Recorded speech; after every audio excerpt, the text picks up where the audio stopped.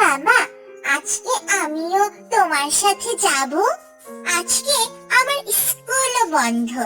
নিয়ে চলো না বাবা আমাকে তোমার সাথে। তুই গিয়ে কি করবি মা? আমি রোদের মধ্যে ঘুরে ঘুরে এখানে সেখানে চা বিক্রি করবো রে মা। তোর তো কষ্ট হবে। তোমারও তো কষ্ট হয় বাবা। আমি ভাবছি তুমি চা বিক্রি করবে আর আমি তোমার সাথে ঘুরে ঘুরে গান গাইবো। হা হা হা হা, শোনো পাগলি মেয়ের কথা শোনো বউ। তা নিয়ে যাবেন সাথে করে মেয়েরে। এমন বায়না তো আর মেয়ে রোজ রোজ করে না। অবশেষে চমক তার মেয়ে ময়নাকে নিয়ে চা বিক্রির উদ্দেশ্যে বের হয়ে গেল। এই চা গরম, চা গরম, চা গরম। প্রতি কাপ চা মাত্র 2 টাকা, মাত্র 2 টাকা চা গরম আছে। ও ভাই, 1 কাপ চা দিব নাকি? একা একা বসে আছেন যে, ভাবির সাথে ঝগড়া হয়েছে নাকি? আরে না ভাই, শরীরটা বেশি ভালো নাই। কয়েকদিন ধরে জ্বর, গায়ে খাইতে পারি না কিছুই। তা ভাইজান, আমার হাতে বানানো 1 কাপ চা খাইয়া দেখেন, দেখবেন শরীরে আপনার আরাম বোধ হবে। দেও তাইলে 1 কাপ চা। এরই মধ্যে চমকের মেয়ে ময়না তার চিরচেনা সেই গানটি গাইতে শুরু করলো। তুমি বন্ধু কালা পাখি, আমি যেন কি বসন্তকালে তোমায় বলতে পারিনি। তুমি বন্ধু কালা পাখি, আমি যেন কি বসন্তকালে তোমায় বলতে পারিনি।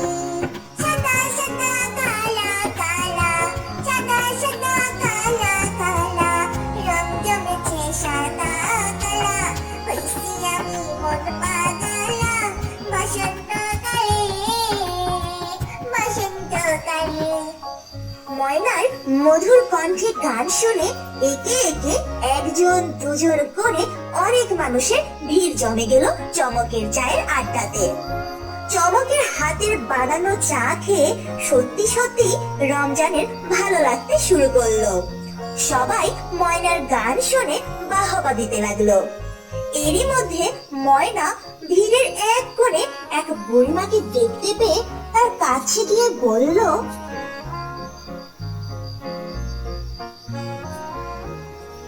বুড়ি ঠাকুমা, তোমাকে বড্ড ক্লান্ত লাগছে। তুমি চা খাবে? তোমাকে 1 কাপ চা বানিয়ে দেই। হ্যাঁ রে খুকি, চা খেতে দিবি? দে তাহলে 1 কাপ।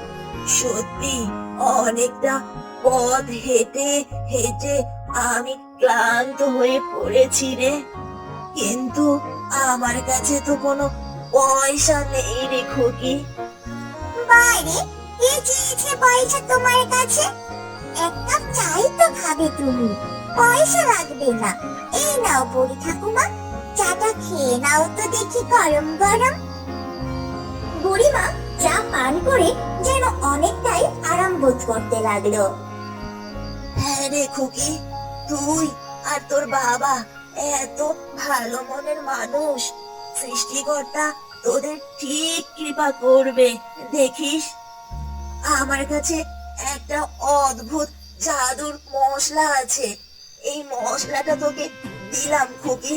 তোর বাবাকে বলবি চায়ের মধ্যে এই মশলাটা দিতে। দেখবি তোদের চায়ে এক চমৎকার স্বাদ তৈরি হবে। এই চা যে একবার পান করবে সে এই চায়ের প্রেমে পড়ে যাবে।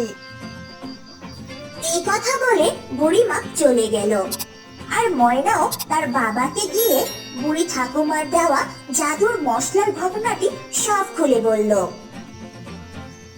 এই চা গরম, চা গরম। চা খাবেন নাকি? গরম গরম চা আছে, চা গরম। দাও দেখি ভাই 1 কাপ চা। হ্যাঁ হ্যাঁ দাদা, এই যে নেন দাদা চা। চায়ের কাপে চুমুক দিয়েই মতিন বলে উঠল, বাহ, এ তো অতীব চমৎকার চা। এমন স্বাদের চা তো কখনোই খাইনি আমি। ও বিজয়দা, এদিকে আসো, এক কাপ চা খেয়ে যাও। চমক তো দারুণ চা বানাচ্ছে। আরে বাস, এ তো সত্যি খুব স্বাদের চা বানিয়েছে চমক ভাই। আরে চমক ভাইয়ের চায়ে তো সত্যি চমক আছে বলতে হবে। এভাবে কয়েকদিনের মধ্যেই চমকের চায়ের খ্যাতি সমস্ত গ্রামে ছড়িয়ে পড়লো। চমক এখন আর ঘুরে ঘুরে চা বিক্রি করে না, একটা সুন্দর দোকান দিয়েছে চমক। আর প্রতিদিন বিকালে চমকের চায়ের দোকানে আড্ডায় মেতে ওঠে এই গ্রামের সরল মনের মানুষগুলো।